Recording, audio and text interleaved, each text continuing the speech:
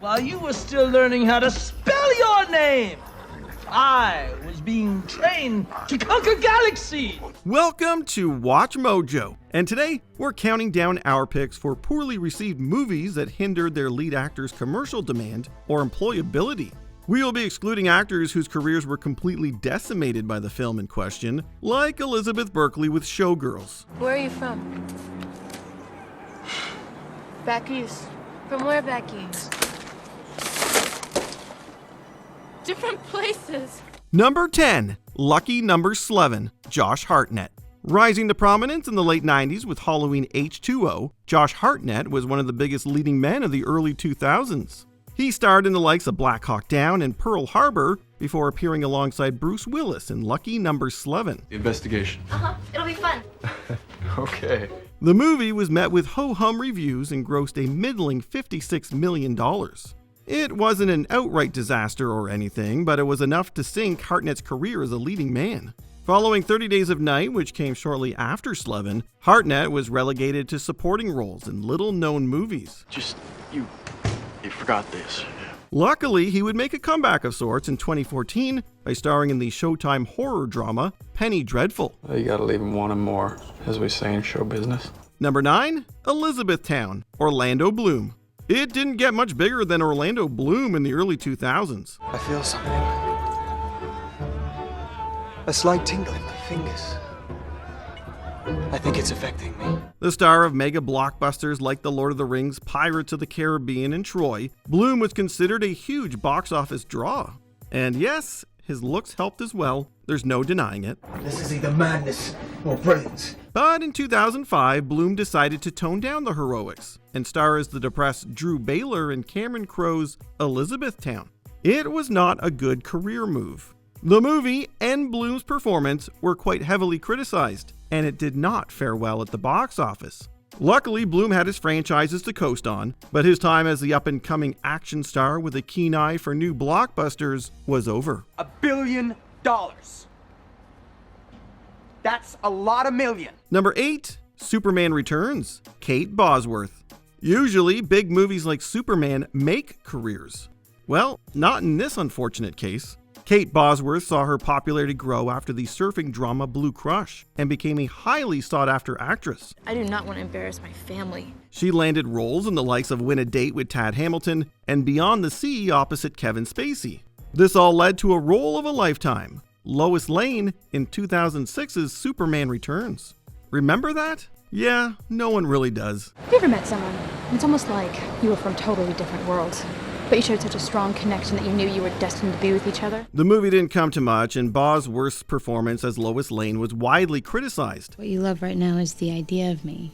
leading to a Razzie nomination for Worst Supporting Actress. And that was pretty much that. Maybe movie audiences are too sober. Number 7, Abduction, Taylor Lautner. Want to feel nostalgic? Think about Twilight and Taylor Lautner. You're apologizing for bleeding. The Twilight films launched Lautner to superstardom, and he became the biggest teen idol in the world. You can't be serious, Bella. Tell me you're not that stupid. But unlike his fictional rival Robert Pattinson, Lautner was unable to make the transition to big boy movies. You look terrible. It certainly wasn't for a lack of trying. Shortly before Breaking Dawn, Lautner starred in Abduction, which attempted to make him an action star. He was preparing me for this moment. It didn't work. Like, not at all. Abduction has just 5% on Rotten Tomatoes, and Lautner's performance was playfully torn apart by critics, leading to a Razzie nomination for Worst Actor. The first Breaking Dawn came out later that year, but it wasn't enough to save his career as a leading man. Number 6, Batman and Robin, Alicia Silverstone. For her 1993 film The Crush, Alicia Silverstone won an MTV Movie Award for Best Breakthrough Performance. That was putting it mildly. Well, that must have been Wuthering Heights. Silverstone became a teen idol and starred in a little movie called Clueless. You may have heard of it. When I had this garden party for my father's birthday, right? I said RSVP because it was a sit-down dinner. But people came that did not RSVP. So I was totally bugging. But Silverstone fell as quickly as she rose. Like Kate Bosworth, her newfound popularity led to a role in a superhero film. In this case, 1997's Batman and Robin. You may have heard of it, but not in the good Clueless way. The movie was an unmitigated disaster and nearly killed both Silverstone's career and the entire Batman franchise. Chicks like you give women a bad name. While she still landed many roles, Silverstone was definitely knocked off the A-list. Number 5, Boat Trip and Radio, Cuba Gooding Jr. To be honest, we don't know what Cuba Gooding Jr. was thinking with Boat Trip. This guy was on the tippy top of the A-list, especially after winning an Oscar for Jerry Maguire. That's so you! Show me the money! Show me the money! Yeah! Louder! And then came this truly awful comedy. Strange things might happen. I might turn into a raging heterosexual. Not only was the film critically reviled, but it was also accused of being homophobic. Gooding attempted a comeback with the Oscar Beatty role of Radio Kennedy in the football drama Radio, but this was also considered offensive and terrible. I do the menu in the morning. I do the menu. The films turned the Oscar winner into a Razzie nominee, and they all but killed his career. Gooding would make a few sort of comebacks throughout the years, but his time on the A-list was officially over. Number 4, I Know Who Killed Me, Lindsay Lohan. The mid-2000s was not a good time for teen idol Lindsay Lohan.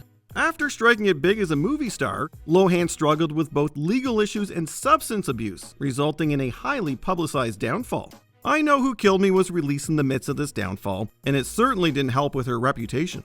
While it's now something of a cult film, I Know Who Killed Me was viciously criticized at the time and won 7 Razzies, including Worst Actress for Lohan. I know you may not care about what happened to me, but what about Aubrey? It proved that she could not be taken seriously as a leading dramatic actress, and when combined with the aforementioned controversies, it resulted in a total collapse of her potential. I think everybody looks like royalty tonight. Number 3, Waterworld and the Postman, Kevin Costner.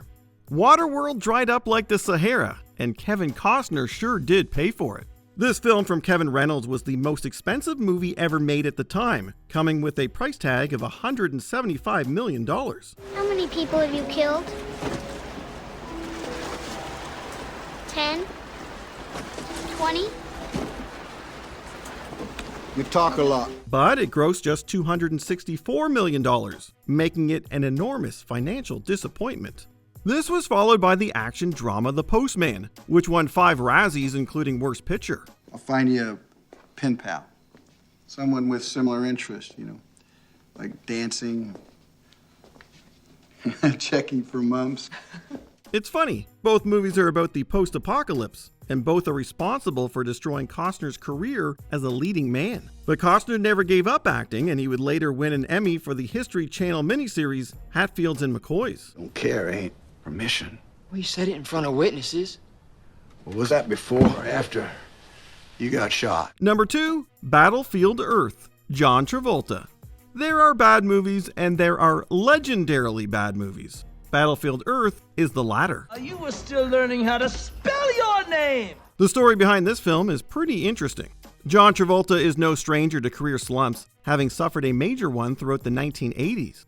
But Pulp Fiction revitalized his career, and he used his newfound power to adapt L. Ron Hubbard's Battlefield Earth. You gotta have an opinion. This was a passion project for Travolta, as he has been a member of Scientology since the mid-70s, and was personally asked by Hubbard to adapt his novel. But all his hard work and lobbying were for naught.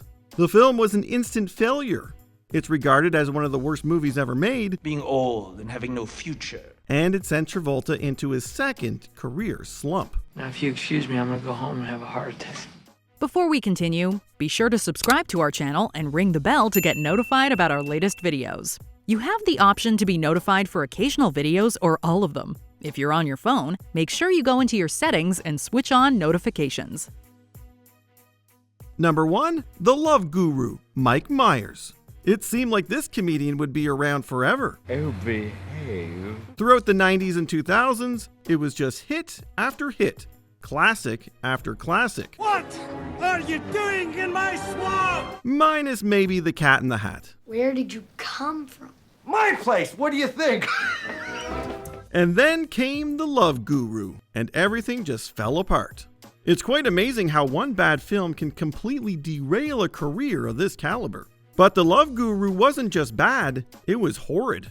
Probably one of the worst comedies of the 21st century. And that was pretty much it for Myers as a leading comedy actor. I can't take this.